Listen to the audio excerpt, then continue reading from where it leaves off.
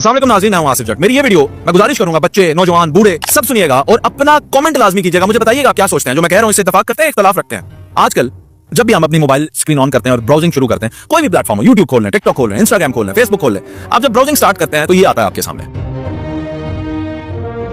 ये है हमारी 2024 के इख्तिताम और 25 के आगाज की पाकिस्तान की स्क्रीन, जिसके ऊपर आपको सिर्फ और सिर्फ पैसे लुटाते हुए लोग नजर आ रहे हैं। अच्छा, अब ये 2024 में कुछ हमारे फेमस इन्फ्लुएंसर्स हैं, उनकी शादियां हुई हैं, कुछ बिजनेसमैन हैं, उनकी शादियां हुई हैं और उसके ऊपर पैसे की नुमाइश की गई, जो कि बिल्कुल उनका जाती पैसा है, जाती इस्तेमाल है। मुझे कोई एतराज नहीं है, करोड़ों रुपया भी लुटाएं तो मैं बिल्कुल भी इस पर एतराज नहीं करता, मेरा कोई हक भी नहीं बनता। लेकिन एक चीज होती है, वो ये होती है कि मैं एक कंटेंट क्रिएटर हूं। मेरे 2.7 मिलियन फॉलोअर्स हैं जी फेसबुक पे, कुछ लाख टिकटॉक पे, कुछ लाख यूट्यूब पे और इसी तरह दीगर प्लेटफॉर्म्स पे। मैं अपने फेसबुक के 27 लाख लोगों से पूछता हूं, बताएं मेरे पास गाड़ी कौन सी है।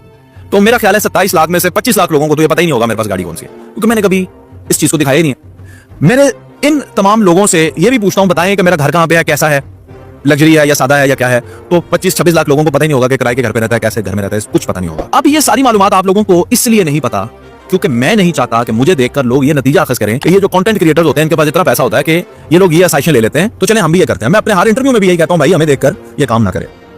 अब इसकी रीजन आपको समझाता हूं। जब आप अल्लाह ताला आपको इज्जत दें और आप माशरे के अंदर मशहूर हो जाएं, आपको लोग जानना शुरू कर दें, तो आपके ऊपर कुछ जिम्मेदारियां भी आयद होती हैं। वो जिम्मेदारियां ये है कि आप ये माशरा आपको देखता रहे, कायम करता। अब हुआ ये है कि जो स्क्रीन हमारी है, इस स्क्रीन के ऊपर ये जो वीडियोस आ रही हैं, ये लोगों की जाती चॉइस है, दिखा सकते हैं, करते हैं, करना चाहिए या नहीं, उनका जाती मसला है। मैं कतई इस पे कमेंट नहीं करूंगा, लेकिन होता यह है कि ये दिखाने से अब हमारा माशरा एक नए ट्रेंड पे लग चुका है। और वो ट्रेंड, ये जरा बॉक्स देखिएगा, इसके अंदर कैश गिनने की कोशिश कीजिएगा। ये भी एक क्रिएटर है, वो दिखा रहे हैं कि हम ये लुटाने जा रहे हैं। अब हुआ क्या है कि लोगों के अंदर कंपटीशन पैदा हो गया, खुद क्रिएटर्स के अंदर ये कंपटीशन पैदा हो गया कि आओ देखते हैं कौन ज्यादा पैसा लुटाता है। जो कापियां यानी पैसों की मैं इस्तेमाल कर रहा हूं, आप कर सकते हैं या नहीं, मेरे पास दौलत कितनी है वो मैं शो ऑफ करता हूं, आपके पास आए, और वो शादियों पे लुटा के करते हैं। अच्छा, उससे क्या होता है कि अब इनका कंपटीशन वहां पे सिर्फ आपस में नहीं रहता। जो दूसरे लोग हैं जो तैश में आ जाने की सलाहियत रखते हैं, कोई बिजनेसमैन है, कोई कारोबारी है, कोई हराम का कमा के ला रहा है, कोई हलाल का, ये तो तफरीह की छोड़ दें, अब बिजनेसमैन भी आ गए लाइन के अंदर के हमारा और आपका मुकाबला होगा, आ जाए। और कंटेनर सेट किए जा रहे हैं, उन कंटेनर्स पे चढ़ना है और देखना है ड्रोन उड़ा के कौन ज्यादा पैसा। तो ये क्या नशा है जी, किस तरफ माशरा जा रहा है।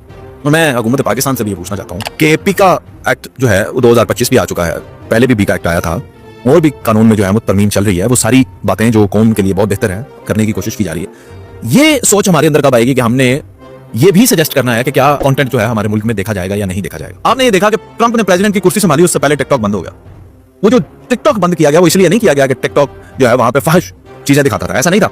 इसलिए किया गया कि वो ये सोचते थे 170 मिलियन जो अमेरिकन है, वो अमेरिकन क्या देखेगा अपनी स्क्रीन के ऊपर, ये अमेरिका डिसाइड करेगा, चाइना डिसाइड नहीं करेगा। आप इस रेस को समझें, हमारे बच्चे क्या देखेंगे ये हुकूमत को कंट्रोल करना चाहिए।